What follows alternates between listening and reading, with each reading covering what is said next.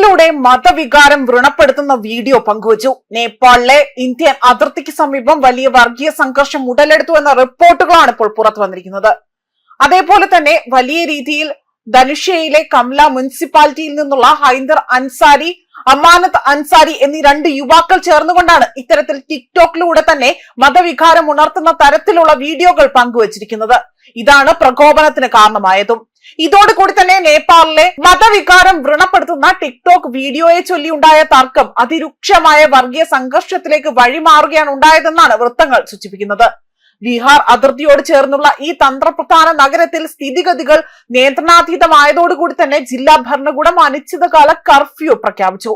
സംഘർഷം പടരുന്ന പശ്ചാത്തലത്തിൽ കർഫ്യൂ ലംഘിക്കുന്നവരെ കണ്ടാൽ ഉടൻ തന്നെ വെടിവെക്കാൻ സുരക്ഷാ ഉദ്യോഗസ്ഥർക്ക് ഇപ്പോൾ നേപ്പാൾ സർക്കാർ കർശന നിർദ്ദേശം നൽകിയിട്ടുണ്ട്. വൽസാഡ് ജില്ലാ അഡ്മിനിസ്ട്രേഷൻ ഓഫീസാണ് ബീർഗഞ്ച് മെട്രോപൊളിറ്റൻ സിറ്റി പരിധിയിൽ വരുന്ന പ്രധാന മേഖലകളിൽ ഈ കർശന നിയന്ത്രണം ഏർപ്പെടുത്തിയിരിക്കുന്നത്.